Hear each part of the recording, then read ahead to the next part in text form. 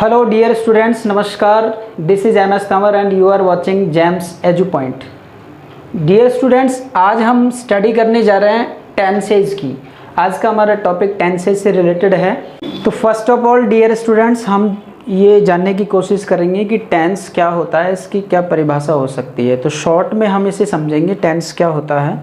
हमारे सामने है tense, the form taken by a verb to show the time of action और state, यानी कि किसी कार्य या किसी अवस्था के समय को बताने के लिए, उसे दर्शाने के लिए क्रिया के द्वारा जो रूप लिया जाता है या क्रिया जो रूप ग्रहण करती है वही क्या कहलाता है, टेंस कहलाता है।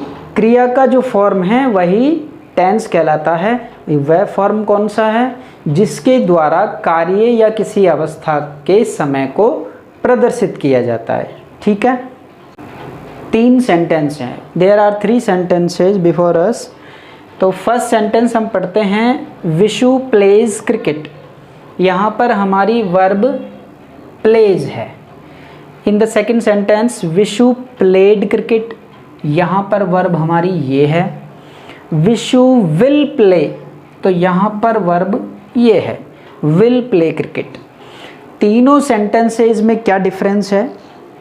तो सबसे पहले अपन ने टेंस की जो डेफिनेशन थी उसमें ये पढ़ा था कि जो वर्ब है वो वर्ब कौन सा रूप लेगी, ये कार्य या अवस्था को प्रदर्शित करने के लिए वर्ब जो भी फॉर्म लेगी वही टेंस होगा। तो कौन सी फॉर्म ले रही है वर्ब यहाँ पर? तो विशु प्लेज क्रिकेट। यहाँ पर प्लेज में क्या है, प्रेजेंट टाइम दिखाया गया है। प्लेज वर्ब से टाइम कौन सा प्रदर्शित होता है, प्रेजेंट टाइम। इसलिए ये सेंटेंस हमारा किसका हो जाएगा, प्रेजेंट टेंस का।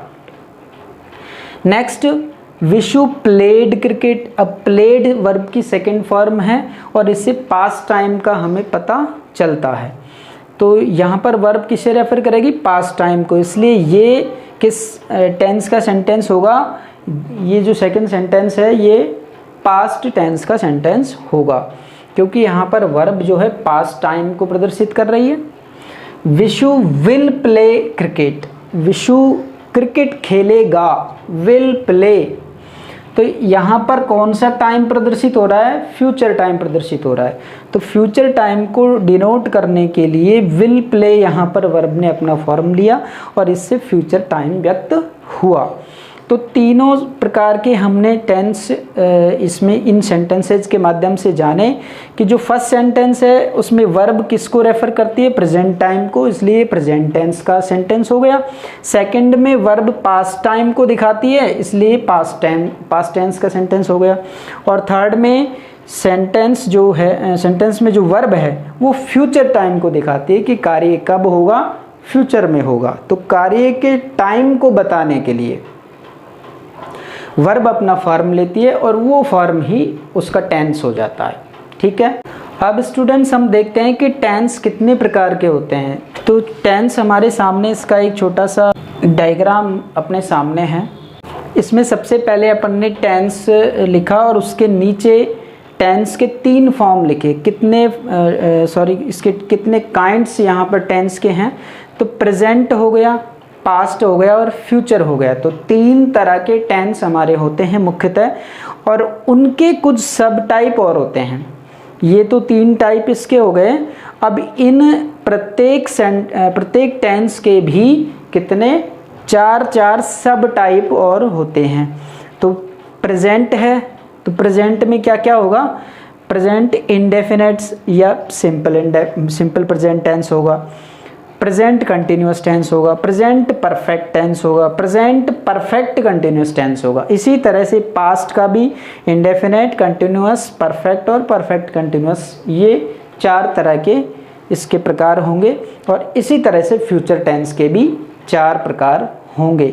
तो तीनों टेंस के 4 उप प्रकार और हैं। इन सबको हम अलग अलग तरीके से पढ़ेंगे। सबसे पहले हम पढ़ेंगे प्रेजेंट इंडेफिनेट या सिंपल प्रेजेंट टेंस के बारे में। स्टूडेंट्स ध्यान देंगे, प्रेजेंट इंडेफिनेट टेंस इसे अपन सिंपल प्रेजेंट टेंस भी कह सकते हैं।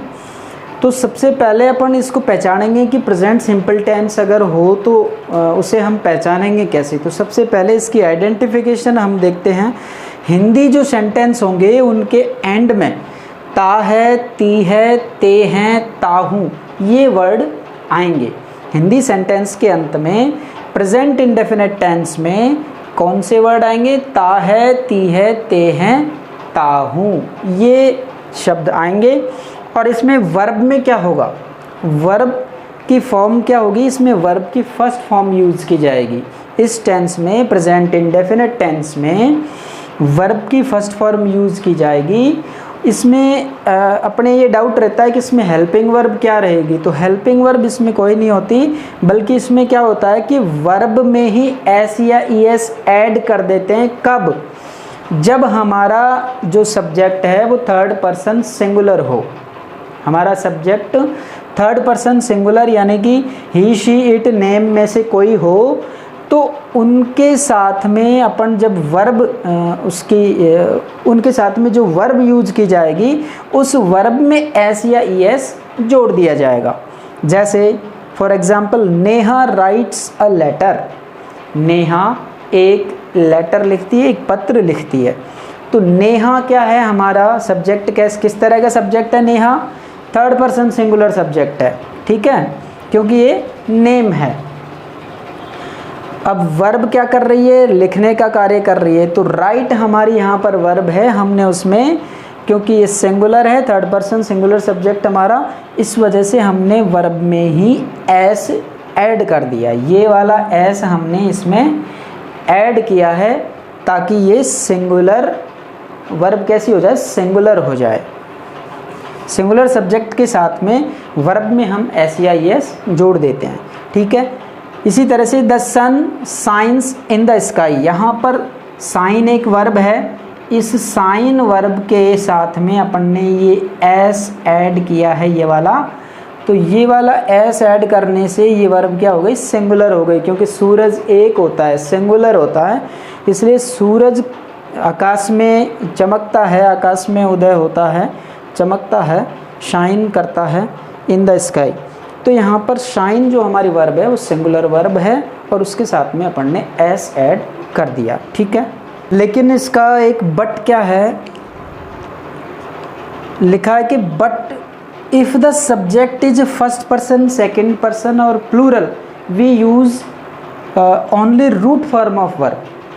हम केवल रूट फॉर्म ऑफ वर्ब का कब प्रयोग करते हैं? जब हमारा जो सब्जेक्ट है वो क्या हो? फर्स्ट पर्सन, सेकंड पर्सन या फिर कोई प्लूरल सब्जेक्ट हमारा हो। तो ये तीन कंडीशन में अपन केवल रूट वर्ब का ही यूज़ इसमें करेंगे, इसमें एस या एस ऐड नहीं करेंगे। प्रेजेंट इंडेफिनिट टेंस की अपन बात कर रहे हैं। इसमें अगर हमारा सब्जेक्ट किस पर्सन का हो? फर्स्ट पर्सन का, सेकंड पर्सन का या फिर प्लूरल हो, तब हम केवल रूट फॉर्म ऑफ वर्ब ही यूज़ करते हैं, उसके साथ में कुछ भी नहीं लगाते, एस या एस दोनों में से कुछ भी नहीं ऐड करते। उसका जो रूप है वही रूप यहाँ पर अपन यूज़ करते हैं। तो ये बात हमें ध्यान रखने की है कि प्रेजेंट इंडेफिनिट टेंस में एस या एस कब ऐड करना है? जब हमारा सब्जेक्ट कैसा हो? हमारा सब्जेक्ट थर्ड पर्सन सिंगुलर हो, तब हम वर्ब में उसको सिंगुलर बनाने के लिए एस या एस का यूज़ करते हैं। लेकिन अगर फर्स्ट पर्सन, सेकंड पर्सन या फिर हमारा सब्जेक्ट प्लूरल हो, तब अपन एस या एस का प्रयोग नहीं करते हैं, वो जो फॉर्म होता है वही यूज़ करते हैं। देखिए अभी जो अपन ने रूल पढ़ा उसके एग्जाम्पल में फर्स्ट एग्जाम्पल अपन देख सकते हैं। I listen music every day, मैं प्रतिदिन म्यूजिक सुनता हूँ। तो लिसन हमारी वर्ब है, सुनना हमारी क्या है? यहाँ पर वर्ब है। और चूँकि हमारा सब्जेक्ट कैसा है? फर्स्ट पर्सन का सब्जेक्ट है। आई क्या है यहाँ पर? फर्स्ट पर्सन का सब्जेक्ट, इसलिए फर्स्ट पर्सन के सब्जेक्ट के साथ में अपन ने जिस वर्ब का यूज़ किया वो रूट फॉर्म ऑफ वर्ब ही है। उसका जो मूल रूप है वर्ब का वही हमने यूज़ किया, इसमें एस या एस हमने ऐड नहीं किया, क्योंकि ये फर्स्ट पर्सन का जो है सब्जेक्ट है। इसी तरह से they play cricket every day. अब दे यहाँ पर हमारा किस तरह का सब्जेक्ट है, ये हमारा जो सब्जेक्ट है वो प्लूरल सब्जेक्ट हो गया। तो अभी अपन ने पढ़ा था कि जब प्लूरल भी हो सब्जेक्ट तब भी हम रूट फॉर्म ऑफ वर्ब का ही यूज़ करते हैं, ना कि उसमें एस या एस ऐड करते हैं, नहीं करते। इस टेंस का नियम है। इस टेंस में अपन ने दो तरह के यहाँ पर रूल पढ़े कि अगर हमारा सब्जेक्ट कैसा हो, थर्ड पर्सन सिंगुलर हो, तब तो हम क्या करते हैं, थर्ड पर्सन सिंगुलर की बात की जा रही है, प्लूरल की नहीं। प्लूरल होगा तब तो हम फिर root form of verb use करेंगे, जो वर्ब का मूल रूप है वही यूज़ करेंगे। लेकिन अगर हमारा थर्ड पर्सन सिंगुलर था तब तो अपन ने उसमें एस वर्ब के साथ में ऐड किया था। यहाँ पर हमारा दूसरे जो सब्जेक्ट हो सकते हैं, जैसे फर्स्ट पर्सन का सब्जेक्ट है, सेकंड पर्सन का सब्जेक्ट है, या फिर प्लूरल सब्जेक्ट है। इन तीनों के ही साथ में अपन किसका यूज़ करेंगे, वर्ब के मूल रूप का ही यूज़ करेंगे। प्ले एक वर्ब होती है, प्ले मूल रूप में है, इसमें ना तो एस जुड़ा है ना ई एस जुड़ा है, कुछ भी नहीं जुड़ा, ये हम इसमें नहीं ऐड करेंगे क्योंकि हमारा सब्जेक्ट जो है वो क्या है, प्लूरल है यहाँ पर, और आई जो है फर्स्ट पर्सन का है, इसलिए इन दोनों के साथ में ही हमने रूट फॉर्म ऑफ वर्ब का ही यूज़ किया है। ठीक है, देखिए हमारे सामने अभी अपन ने प्रेजेंट इंडेफिनिट टेंस का जो अफर्मेटिव सेंटेंस थे उसके रूल्स पढ़े, उसमें पैटर्न अपन पढ़ रहे हैं। तो पैटर्न अफर्मेटिव में क्या रहता है, इस टेंस में सब्जेक्ट प्लस वर्ब की फर्स्ट फॉर्म प्लस ऑब्जेक्ट, ये हमारा पैटर्न रहेगा। ये किस में रहेगा, प्लूरल सेंटेंस में। लेकिन अगर सिंगुलर हमारा सब्जेक्ट हो, सब्जेक्ट हमारा सिंगुलर हो, तब हम क्या यूज़ करेंगे, सब्जेक्ट प्लस वर्ब की फर्स्ट फॉर्म और उसमें एस या एस और ऐड कर देंगे और फिर ऑब्जेक्ट लगा देंगे। तो ये एक माइनर सा इसमें डिफरेंस है।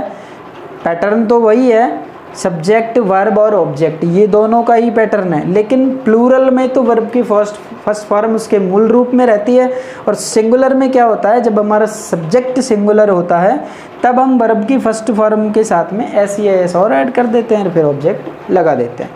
ठीक है, अब अपन इसका देखेंगे नेगेटिव सेंटेंस में क्या पैटर्न रहता है। देखिए डियर स्टूडेंट्स, जो अपना प्रेजेंट इंडेफिनिट टेंस है उसमें अपन नेगेटिव सेंटेंस के बारे में पढ़ रहे हैं। नेगेटिव सेंटेंस, नेगेटिव सेंटेंस में पैटर्न क्या रहता है, सब्जेक्ट यदि हमारा सिंगुलर हो तब हमारा पैटर्न क्या होगा, और प्लूरल यदि हमारा सब्जेक्ट हो तब पैटर्न क्या होगा। तो दोनों ही पैटर्न हम देख लेते हैं। सबसे पहले देखते हैं सिंगुलर सब्जेक्ट के लिए पैटर्न। तो इसमें सबसे पहले सब्जेक्ट है, फिर डज नॉट, यानी कि सिंगुलर जब बनाने हैं हमको नेगेटिव में, तब हम क्या करेंगे, नॉट से पहले डज का यूज़ करेंगे। डज क्या है, ये वर्ब को सिंगुलर बनाने के लिए प्रयोग किया जाएगा। तो डज नॉट, फिर वर्ब की फर्स्ट फॉर्म प्लस ऑब्जेक्ट, यही चीज़ सिंपल सी। उसके बाद में है नेक्स्ट, सब्जेक्ट यदि प्लूरल हो तब सब्जेक्ट, उसके बाद फिर डू नॉट, प्लूरल में हमें डू नॉट का यूज़ करना है और सिंगुलर में हमें डज नॉट का यूज़ करना है वर्ब से पहले। ठीक है, ये दो पैटर्न हमारे थे, डू नॉट और डज नॉट का ध्यान रखना है। डज नॉट का यूज़ हम सिंगुलर सब्जेक्ट्स के साथ में करेंगे और डू नॉट का यूज़ हम प्लूरल सब्जेक्ट्स के साथ में करेंगे। अब आई और वी तो खैर प्लूरल है ही, लेकिन आई को भी हम इसी कैटेगरी में रखते हैं। ठीक है, अब इसके एग्जाम्पल देखते हैं। देखिए नेगेटिव सेंटेंस अपन पढ़ रहे हैं और इसमें अपन ने दोनों तरह के जो सब्जेक्ट हमारे थे उनके लिए अपन ने पैटर्न पढ़े। अब अपन इनके एग्जाम्पल देख रहे हैं। तो फर्स्ट है, I do not write a letter. तो यहाँ पर डू नॉट का यूज़ अपन ने किया है राइट वर्ब से पहले, आई सब्जेक्ट के साथ में। आई के साथ में भी हम डू का ही यूज़ करेंगे यदि हमें नेगेटिव और इंटरोगेटिव सेंटेंस बनाने हैं तो। ठीक है, I do not write a letter, तो ये हमारा सब्जेक्ट हो गया, ये डू नॉट हो गया और ये वर्ब की फर्स्ट फॉर्म हो गई और ये हमारा ऑब्जेक्ट हो गया। ठीक है, इसी तरह से we do not play cricket, यहाँ पर वी भी क्या है, प्लूरल सब्जेक्ट है, इसलिए हमने डू नॉट का यूज़ किया है, डू नॉट प्ले क्रिकेट, ठीक है। और लास्ट है he does not tell a lie, वह झूठ नहीं बोलता है, he does not tell a lie, तो क्या होगा, he does not tell a lie. तो डज क्यों आया, क्योंकि हमारा जो सब्जेक्ट है वो सिंगुलर सब्जेक्ट है, थर्ड पर्सन सिंगुलर हमारा ये सब्जेक्ट है, इसके साथ में अपन ने डज नॉट का यूज़ किया है टेल वर्ब को सिंगुलर बनाने के लिए। He does not tell a lie, यानी कि सब्जेक्ट जब हमारा सिंगुलर होता है तो हमें वर्ब भी सिंगुलर ही यूज़ करनी पड़ती है, ठीक है। नेक्स्ट सेंटेंस अपन इसका देखते हैं एग्जाम्पल के तौर पे, Mohini does not watch a movie.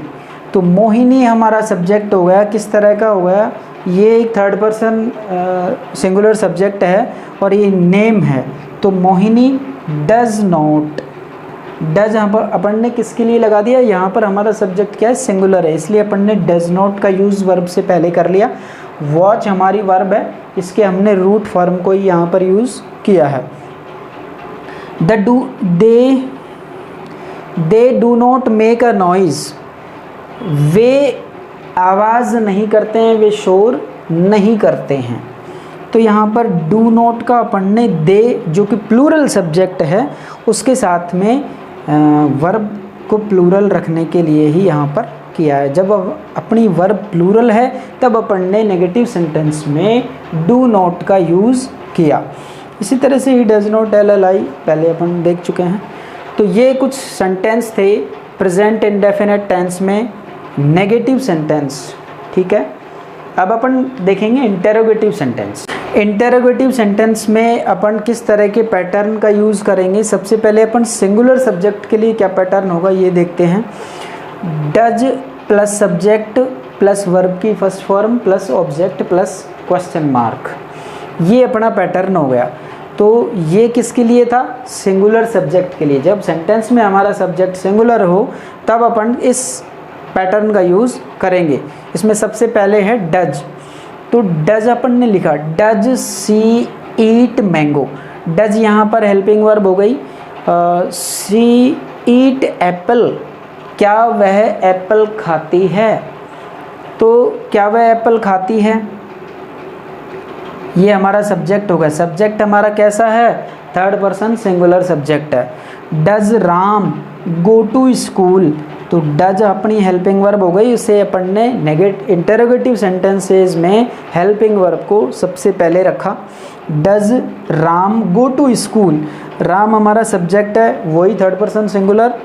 गो हमारी वर्ब है, वर्ब को अपन ने रूट जो फॉर्म है उसी में यहाँ पर यूज़ किया है, क्योंकि इसको सिंगुलर बनाने के लिए अपन हेल्पिंग वर्ब में ऑलरेडी ईएस यूज कर चुके हैं।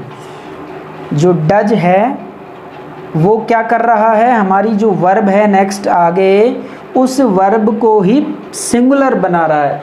अगर ये डज डू हो जाए तब ये क्या हो जाता है, प्लूरल हो जाता है, सब्जेक्ट हमें फिर और लेना पड़ेगा।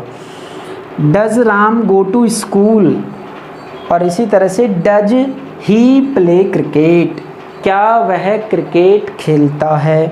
डज ही प्ले क्रिकेट, तो डज क्या है, हमारी हेल्पिंग वर्ब है, ईएस इसमें ऑलरेडी जुड़ा हुआ है, इसलिए प्ले वर्ब में एस लगाने की आवश्यकता ही नहीं है। ही हमारा सब्जेक्ट है थर्ड पर्सन सिंगुलर। तो ये जो पैटर्न था ये कुल मिलाकर के सिंगुलर सब्जेक्ट के लिए पैटर्न था, और इसी पैटर्न का यूज़ करते हुए अपन इस तरह के और भी बहुत सारे सेंटेंस बना सकते हैं।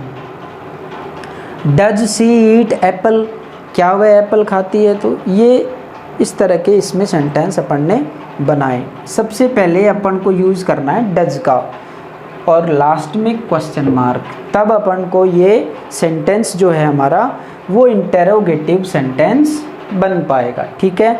नेक्स्ट इसका देखेंगे अपन कि प्लूरल जो इसमें सब्जेक्ट यदि हो तब इसका पैटर्न क्या होगा।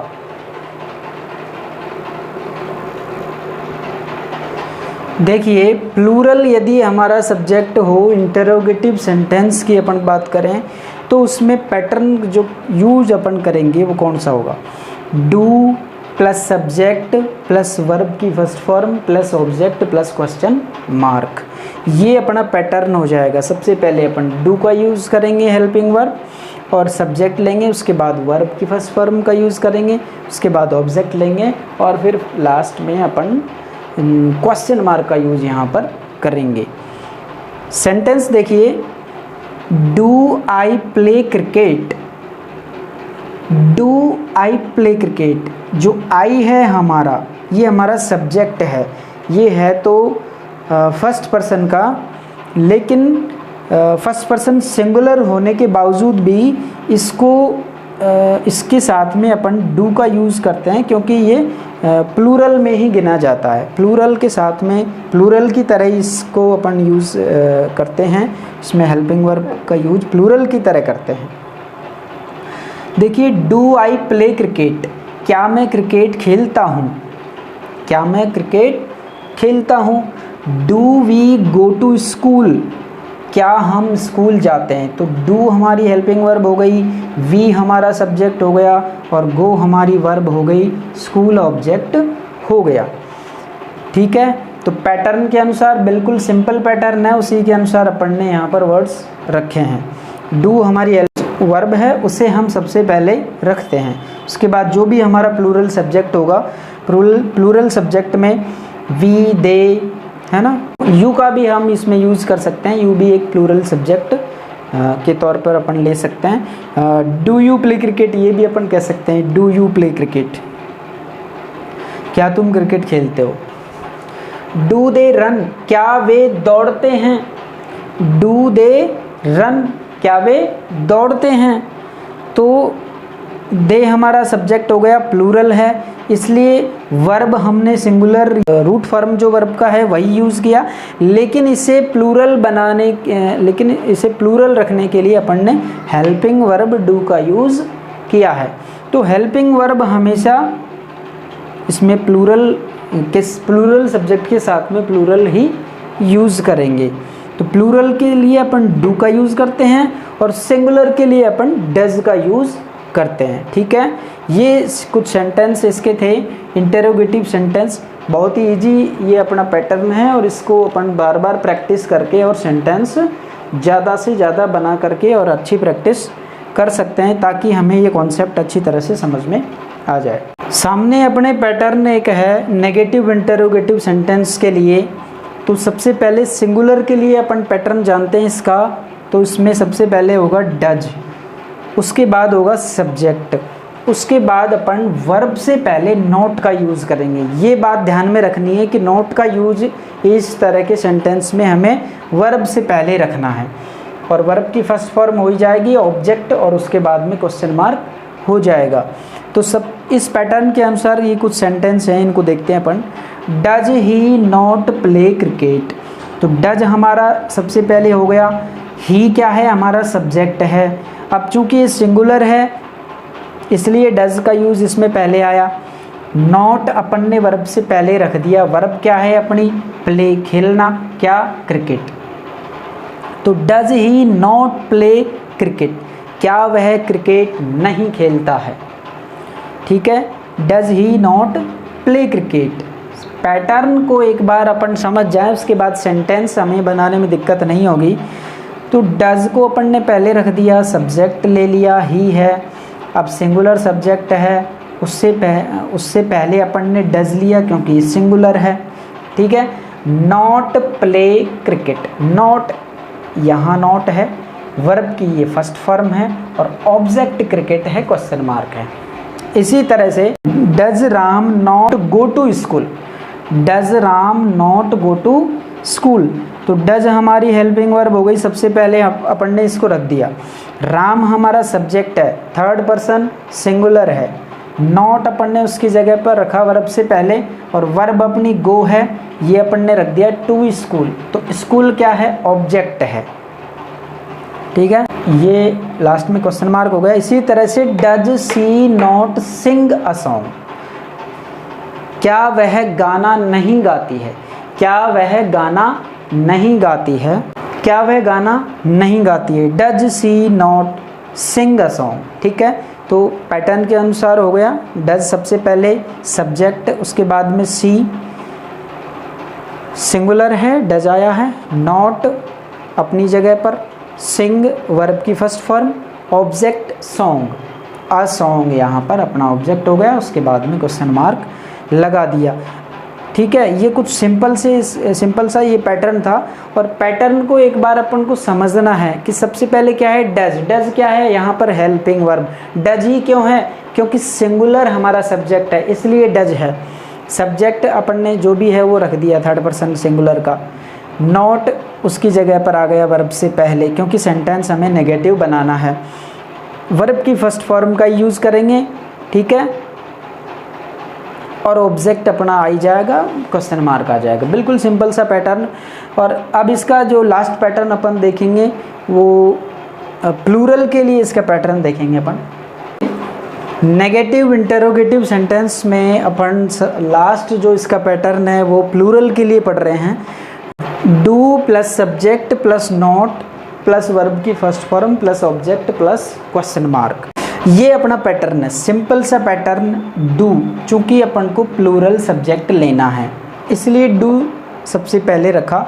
आई के बारे में कंफ्यूज रहेंगे आप सोचेंगे कि आई सिंगुलर सब्जेक्ट है और इसको प्लूरल के साथ में कैसे लिया है। तो ये अंग्रेजी का एक अटपटा सा रूल है, इसमें आप ये ध्यान में ही रखेंगे कि आई भी प्लूरल के साथ में यूज़ कर लिया जाता है, उसके साथ भी प्लूरल वाली हेल्पिंग वर्ब यूज़ की जाती है। यहाँ पर देखिए डू प्लस सब्जेक्ट, ठीक है, तो डू अपना हो गया, डू आई अपना सब्जेक्ट हो गया, नॉट अपन ने ये ले लिया और वर्ब की फर्स्ट फॉर्म हमारी प्ले हो गई और ऑब्जेक्ट हमारा क्रिकेट हो गया और क्वेश्चन मार्क हो गया। तो do I not play cricket, क्या मैं क्रिकेट नहीं खेलता हूँ, क्या मैं क्रिकेट नहीं खेलता हूँ। क्वेश्चन भी इसमें है और नेगेटिव भी है, तो नॉट भी है और क्वेश्चन मार्क भी है, ठीक है ना।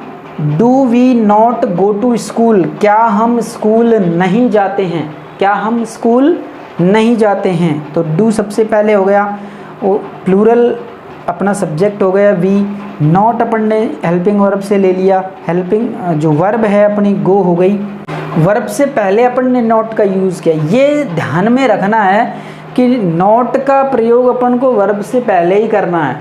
कहीं आप ये डू नॉट एक जगह लिख दो या डोंट एक जगह लिख दो या डज नॉट एक जगह, ऐसे नहीं होगा। नॉट का यूज़ वर्ब से पहले ही करना है, ये सही प्रयोग होता है। Do we not go to school, do they not cook food, क्या वे खाना नहीं पकाते हैं, क्या वे खाना नहीं पकाते हैं। कुक फूड, ठीक है, कुक अपनी वर्ब हो गई और ऑब्जेक्ट क्या हो गया, food. Do they subject plural, not उसकी जगह पर वर्ब से पहले और वर्ब कुक हो गई और उसका वर्ब का कौन सा रूप, फर्स्ट फॉर्म, और ऑब्जेक्ट हो गया और क्वेश्चन मार्क हो गया। तो ये आज अपन ने पढ़ा था प्रेजेंट टेंस के बारे में। प्रेजेंट में भी प्रेजेंट इंडेफिनिट टेंस की अपन ने बात की, उसमें 4 तरह के सेंटेंस अपन ने पढ़े। सबसे पहले अपन ने अफर्मेटिव सेंटेंस के पैटर्न पढ़े, उसके बाद में नेगेटिव के, फिर इंटेरोगेटिव के पढ़े, उसके बाद में नेगेटिव इंटेरोगेटिव के। तो 4 तरह के सेंटेंस प्रत्येक टेंस में अपन पढ़ते रहेंगे, ठीक है। तो आज की क्लास में इतना ही, मिलते हैं नेक्स्ट क्लास में। तब तक children, thank you, take care and good bye.